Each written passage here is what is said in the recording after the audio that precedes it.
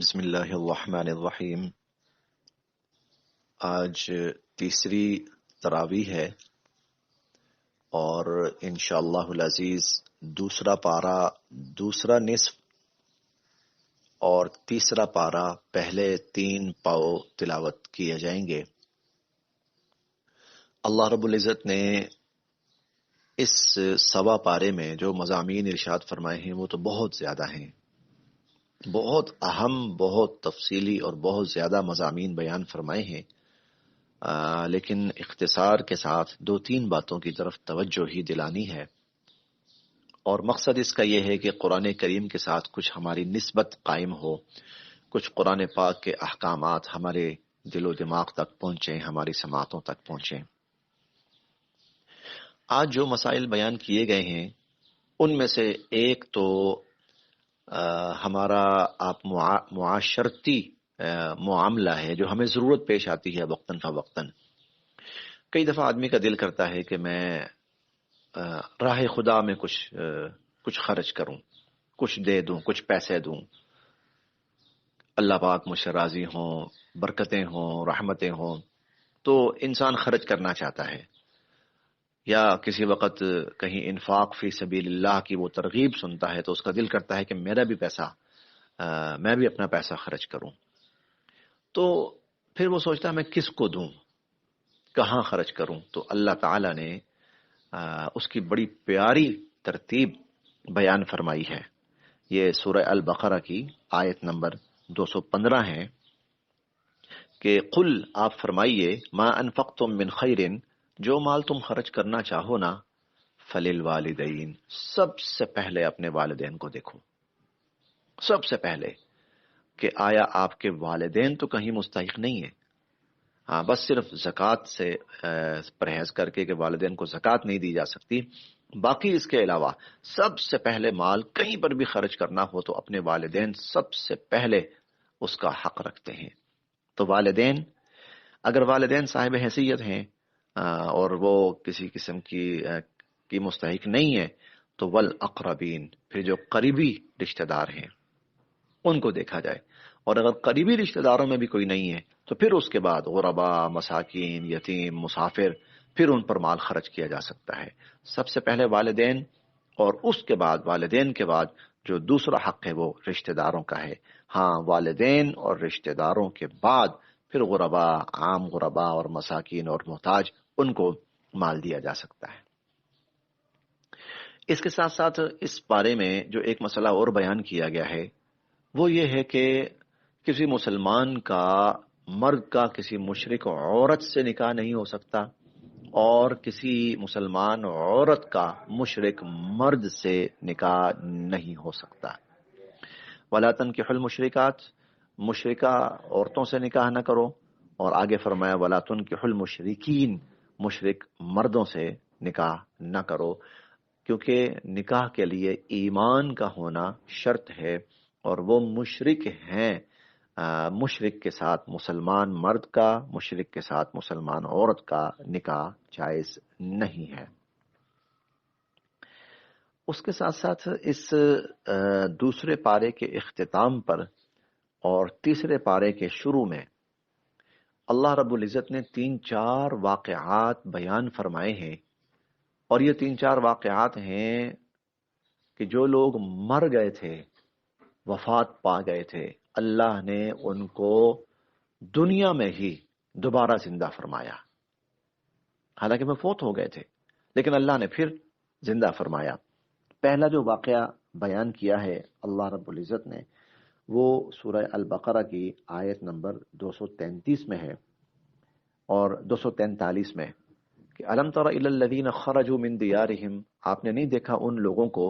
جو اپنے گھروں سے نکلے، وہم الوف، ہزاروں کی تعداد میں تھے، حذر الموت، موت کے ڈر سے نکلے، فقال لهم اللہ موتوا، اللہ تعالیٰ نے ان سے فرمایا تم سب مر جاؤ۔ چنانچہ اجتماعی طور پر اللہ تعالیٰ کی طرف سے ان سب کے اوپر موت مسلط کر دی گئی۔ ثم احیاہم، پھر اللہ تعالیٰ نے ان کو دوبارہ زندہ فرمایا۔ دنیا کے اندر یہ واقعہ ہوا ہے کہ بے شمار لوگ، ہزاروں کی تعداد میں، وہ فوت ہوئے، اللہ تعالیٰ نے ان کو موت دی، اور مرنے کے بعد دوبارہ زندہ کیا، تاکہ انسان مرنے کے بعد کی جو زندگی ہے وہ دوبارہ زندہ ہونا ہے اس پر ایمان اور یقین رکھے۔ پھر دوسرا واقعہ جو اللہ تعالیٰ نے بیان فرمایا وہ تو ایک نبی کا واقعہ ہے،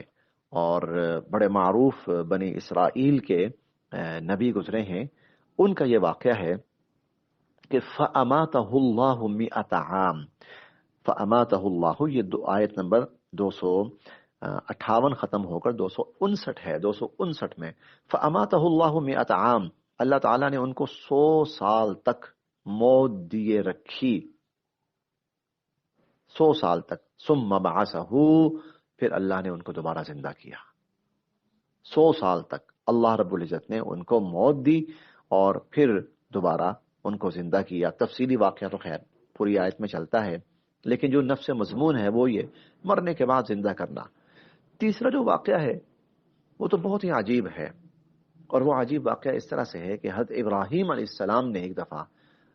یہ سوال پوچھا اللہ رب العزت سے کہ یا باری تعالیٰ، آپ مردوں کو کیسے زندہ کریں گے؟ مردوں کو آپ زندہ کیسے کریں گے؟ تو اللہ تعالیٰ نے ایک بڑی عجیب مثال ان کو بیان فرمائی، اور وہ یہ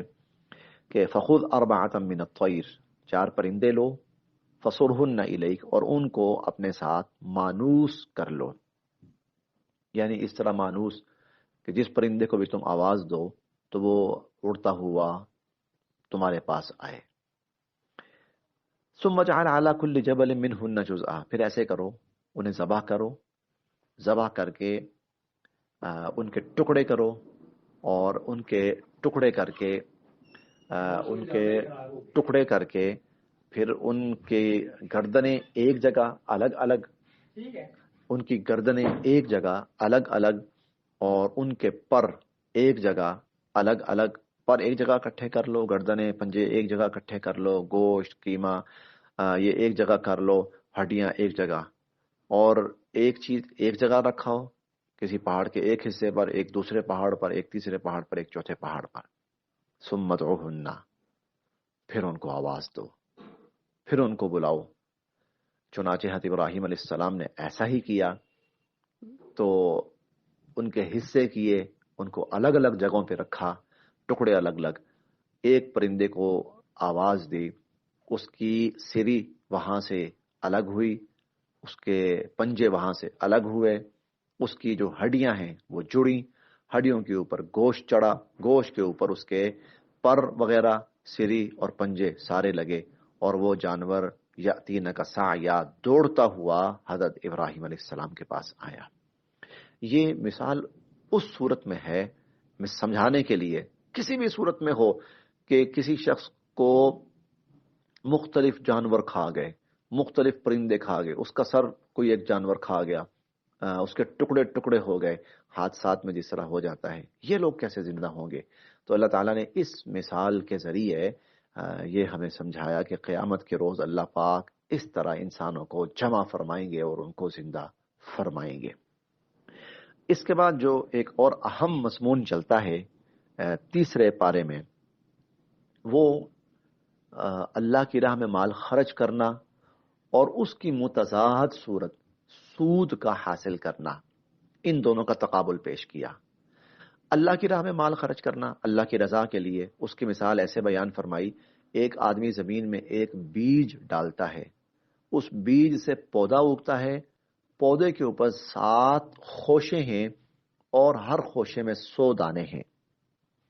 حبتن انبتت 7 سنابل فی کل سنبلۃ 100 حبہ، گویا جو اللہ کی راہ میں مال خرچ کرتا ہے، 1 روپیہ خرچ کرتا ہے تو اللہ تعالیٰ 1 روپے پر اس کو 700 روپے خرچ کرنے کا ثواب عطا فرماتے ہیں۔ آگے یہ بھی فرمایا واللہ یضاعف لمن یشاء، اللہ تعالیٰ جس کے لیے چاہیں اس میں اضافہ بھی فرما دیں، اللہ تعالیٰ اضافہ بھی فرما دیں، یہ بھی ہو سکتا ہے جس کے لیے چاہیں، اور اللہ تعالیٰ فرماتے بھی ہیں اضافہ۔ تو پھر اگلی آیات میں ترغیب دی کہ تم اللہ کی راہ میں مال خرچ کرو، انفقوا من طیبات ما کسبتم ومما اخرجنا لکم من الارض، جو پاکیزہ مال ہم نے تمہیں دیا ہے، جو چیزیں ہم نے تمہارے لیے زمین سے نکالی ہیں، ان کو اللہ کی راہ میں خرچ کرو۔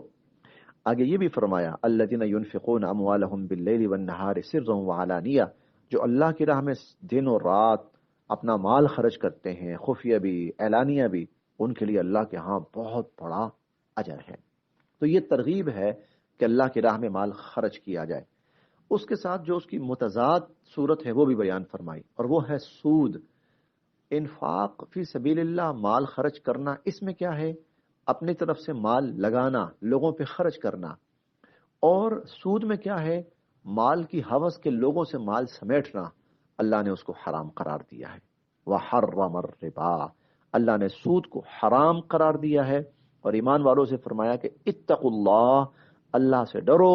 وذروا ما بقی من الربا، اور جو تمہارا سود ہے چھوڑ دو اس کو۔ اور پھر یہ بھی فرمایا فَإِن لَمْ تَفْعَلُوا، اگر تم نہیں چھوڑو گے تو پھر فَأْذَنُوا بِحَرْبٍ مِّنَ اللَّهِ وَرَسُولِهِ، اللہ اور اس کے رسول سے تمہارا اعلان جنگ ہے۔ یہ اس جو سوا پارہ ہے، مختصر سے کچھ مضامین میں سے چند باتیں یہاں نقل کی گئی ہیں۔ اللہ پاک ہم سب کے لیے عمل کی راہیں آسان فرمائے۔